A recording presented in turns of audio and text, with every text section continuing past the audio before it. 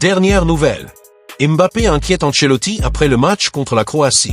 Avant de continuer, abonnez-vous à la chaîne et activez la cloche pour toujours recevoir de nouvelles vidéos. Carlo Ancelotti a connu une saison difficile à la tête du Real Madrid. Dès le début, l'entraîneur a dû composer avec un effectif réduit en raison d'une série de blessures qui ont touché des joueurs clés. Cela a directement affecté les performances de l'équipe, entraînant des performances incohérentes et des critiques de la part des fans et de la presse. Beaucoup se sont demandé si l'entraîneur avait toujours la même capacité à constituer une équipe gagnante, surtout après quelques faux pas inattendus dans le championnat d'Espagne.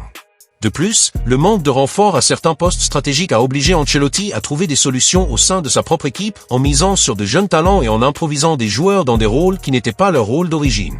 Un autre facteur qui a accru la pression sur Ancelotti était l'attente du conseil d'administration et des supporters de remporter des titres importants.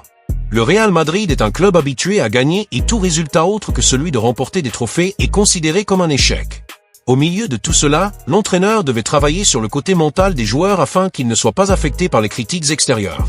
Certains joueurs clés, comme Vinicius Junior et Jude Bellingham, ont ressenti la responsabilité de diriger l'équipe dans les moments difficiles, tandis que des joueurs expérimentés, comme Luka Modric et Toni Kroos, ont dû utiliser leur expérience pour maintenir l'équilibre de l'équipe pendant les moments les plus turbulents. Malgré les difficultés, Ancelotti a su gérer la pression et garder le groupe concentré sur les objectifs de la saison. Son expérience en tant qu'entraîneur d'élite a été essentielle pour éviter que des problèmes internes n'aient un impact irréversible sur les performances de l'équipe. Il a choisi de maintenir un ton optimiste lors des conférences de presse, défendant ses joueurs et démontrant sa confiance dans l'équipe, même lorsque les résultats n'étaient pas favorables. Avec cela, il a réussi à maintenir le vestiaire uni et à éviter toute crise interne qui pourrait nuire à la dernière ligne droite de la saison. En fin de compte, Ancelotti a montré que, même sous la critique, il reste l'un des entraîneurs les plus compétents du football mondial. Malgré l'adversité, Carlo Ancelotti a réussi à mener le Real Madrid au quart de finale de la Ligue des Champions, prouvant une fois de plus ses capacités dans les compétitions de haut niveau. Le parcours de l'équipe merengue en Ligue des Champions a été marqué par de grands défis, à commencer par la phase de groupe où l'équipe a affronté des adversaires difficiles et a dû faire face à des fluctuations de performance. La pression pour avancer a toujours été immense, car le Real Madrid a une relation particulière avec cette compétition, étant le plus grand vainqueur de l'histoire du tournoi. Pour un club comme Madrid, toute sortie prématurée serait considérée comme un échec majeur, augmentant encore la responsabilité d'Ancelotti de maintenir l'équipe compétitive. En huitième de finale, le Real Madrid a dû relever l'un des défis les plus difficiles de la saison face au puissant Manchester City, actuel champion d'Europe. Le match a été extrêmement équilibré, les deux équipes ayant démontré un niveau technique et tactique élevé. L'équipe de Pep Guardiola était considérée comme favorite, principalement en raison de la forme spectaculaire d'Erling Haaland et de Kevin De Bruyne, mais Ancelotti a montré une fois de plus pourquoi il est l'un des entraîneurs les plus expérimentés du football mondial. Avec une stratégie bien planifiée, le Real Madrid a réussi à neutraliser les forces de l'adversaire et à avancer dans la compétition après un match électrisant décidé dans les détails. Dans la phase suivante, le match nul a placé l'Atlético de Madrid sur le chemin des Merengues, un duel qui porte toujours une grande rivalité. L'équipe de Diego Simeone a rendu la vie aussi difficile que possible au Real, en s'appuyant sur un schéma défensif solide et en exploitant les contre-attaques. Cependant, Ancelotti a su exploiter les faiblesses de son adversaire et s'est servi de l'expérience de joueurs comme Luka Modric, Toni Kroos et Vinicius Junior pour déséquilibrer le match dans les moments décisifs. Le résultat fut un classement passionnant, garantissant une place en quart de finale et renforçant la force mentale de l'équipe dans les matchs à élimination directe. Les performances du Real Madrid en Ligue des Champions jusqu'à présent reflètent le travail solide d'Ancelotti, qui a réussi à surmonter les difficultés tout au long de la saison et à maintenir l'équipe en vie dans la course à un autre titre européen. Même sans effectif complet à plusieurs reprises en raison de blessures, l'entraîneur italien a su tirer le meilleur parti des joueurs disponibles en effectuant des ajustements tactiques qui ont permis à l'équipe de rester compétitive face aux meilleurs clubs du monde. Maintenant, avec les quarts de finale à venir, le Real Madrid reste l'un des principaux prétendants au titre et Ancelotti aura une nouvelle occasion de démontrer pourquoi il est l'un des entraîneurs les plus titrés de l'histoire du sport. Football. En plus de son succès en Ligue des Champions, Carlo Ancelotti a également réussi à maintenir le Real Madrid en vie en Coupe du Roi, une compétition qui a toujours été un défi pour le club. Contrairement à la Ligue des Champions et à la Liga, tournois dans lesquels l'équipe a une histoire dominante, la Copa del Rey a toujours été un obstacle difficile pour Los Blancos. Ces dernières années, l'équipe a subi des éliminations inattendues, souvent contre des équipes de division inférieure, ce qui a généré des critiques et une pression accrue sur l'entraîneur. Cependant, cette saison, Ancelotti a montré qu'il avait appris des erreurs passées et qu'il avait élaboré un plan efficace pour amener le Real Madrid aux étapes décisives du tournoi. Dès les premières étapes, l'équipe a dû affronter des adversaires difficiles et jouer sous une grande pression. Dans un tournoi à élimination directe, où un seul match peut suffire à déterminer l'élimination, le Real Madrid a dû faire face à des matchs tendus, notamment contre des équipes qui voyaient la Coupe du Roi comme une grande opportunité de surprendre. Face aux équipes plus petites, Ancelotti a opté pour une stratégie de rotation de l'effectif en donnant des minutes aux joueurs les moins utilisés, mais sans perdre en compétitivité. Cette décision était essentielle pour garder les titulaires reposés et éviter une fatigue physique excessive dans un calendrier chargé. Au fur et à mesure que le tournoi avançait, les défis devenaient encore plus difficiles. En quart de finale, le Real Madrid a affronté un adversaire coriace, devant surmonter un match difficile pour assurer sa place en demi-finale.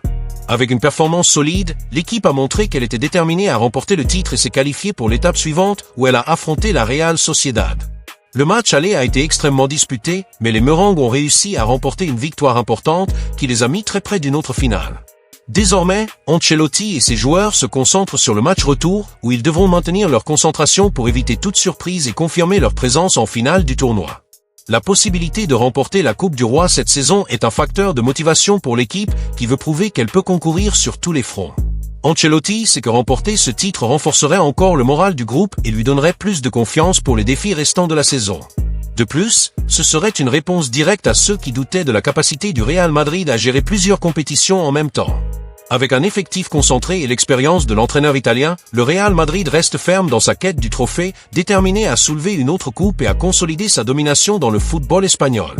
S'il y a un facteur qui a empêché Carlo Ancelotti de dormir la nuit cette saison, c'est sans aucun doute le calendrier chargé du football mondial. Avec des engagements en championnat d'Espagne, en Ligue des Champions et en Coupe du Roi, en plus des convocations en sélection nationale, le Real Madrid fait face à une séquence de matchs épuisante qui met en danger la condition physique de ses principaux joueurs. L'usure accumulée au fil des mois est devenue un véritable problème, et Ancelotti sait que toute blessure pourrait compromettre les performances de l'équipe dans la dernière ligne droite de la saison. La FIFA et l'UEFA continuent d'augmenter le nombre de compétitions et de dates des matchs amicaux internationaux, ce qui laisse les clubs dans une situation délicate, sans suffisamment de temps pour un repos et une récupération adéquats. La plus grande préoccupation d'Ancelotti n'est pas seulement le volume des matchs, mais l'intensité avec laquelle chaque match est joué. Le football moderne exige un niveau de forme physique très élevé et les joueurs doivent être à leur meilleur tous les 3 ou 4 jours. Le problème est que cet effort continu a inévitablement des conséquences. Les blessures musculaires sont devenues de plus en plus courantes et même les athlètes qui ont toujours eu une endurance enviable ressentent les effets de ce programme implacable. Pour le Real Madrid, la situation est encore plus critique car l'équipe a déjà perdu des joueurs importants à des moments décisifs, comme ce fut le cas de Thibaut Courtois et Eder Militao, qui ont subi de graves blessures en début de saison et ont été absents pendant des mois. Face à cette réalité, Ancelotti a été contraint d'adopter une rotation prudente dans l'effectif, évitant de surcharger certains joueurs. Cependant, cette stratégie a ses limites car il n'y a pas toujours de remplaçants capables de maintenir le niveau de l'équipe dans toutes les compétitions. De plus, certains joueurs sont irremplaçables dans le schéma tactique de l'équipe et leur absence peut compromettre la dynamique du jeu. L'entraîneur italien doit prendre des décisions difficiles à chaque tour, en équilibrant la nécessité de mettre le maximum de force sur le terrain avec l'obligation de préserver la condition physique des joueurs. L'un des plus grands exemples de ce dilemme est Vinicius Junior. L'attaquant brésilien a été l'un des joueurs les plus remarquables de l'équipe, mais il a déjà subi quelques blessures cette saison en raison de trop de matchs. Chaque fois que Vinicius est absent, le Real Madrid ressent la différence, car il perd en vitesse, en créativité et en pouvoir de décision en attaque. Il en va de même pour Jude Bellingham, arrivé au club cette saison et devenu rapidement un joueur clé. Son énergie infatigable au milieu de terrain est l'une des plus grandes armes de l'équipe, mais l'accumulation des matchs peut affecter ses performances et augmenter le risque de blessure. Un autre joueur qui inquiète est Kylian Mbappé. La star française, essentielle au Real Madrid, sort d'une série de matchs épuisants, à la fois en club et en sélection. Sa participation à des matchs amicaux et à des tournois internationaux a limité son temps de repos et Ancelotti sait qu'ils devront le surveiller de près pour éviter tout problème plus grave. Le staff technique du Real Madrid est déjà conscient de la situation et doit suivre un plan précis pour maintenir Mbappé en pleine forme jusqu'à la fin. Mbappé inquiète Ancelotti. Parmi tous les joueurs du Real Madrid, l'un de ceux qui inquiète le plus Carlo Ancelotti dans cette dernière ligne droite de la saison est Kylian Mbappé. L'attaquant français a été un joueur clé dans le schéma tactique de l'équipe, assumant la responsabilité de décider des matchs importants et étant l'un des principaux noms de l'attaque merengue. Cependant, l'accumulation excessive de matchs, ajoutée aux exigences physiques de la saison, a eu un lourd tribut. Depuis son arrivée au club, Mbappé n'a pratiquement pas eu de pause significative, participant à des compétitions intenses pour le club et l'équipe nationale française. Cette surcharge de match compromet non seulement leur performance, mais augmente également de manière exponentielle le risque de blessures musculaires et de fatigue extrême, ce qui pourrait être fatal pour les plans du Real Madrid dans cette dernière ligne droite de la saison. L'inquiétude d'Ancelotti pour Mbappé va au-delà de l'usure physique. L'attaquant est un joueur explosif qui s'appuie beaucoup sur sa vitesse et son sprint pour vaincre les défenseurs adverses. Cependant, pour que ses performances se poursuivent à un niveau élevé, il doit être dans une condition physique irréprochable. Avec le marathon de match et le manque de période de récupération adéquate, la crainte de l'entraîneur est que l'attaquant finisse par souffrir d'une blessure grave qui l'éloignerait des moments les plus décisifs de la saison.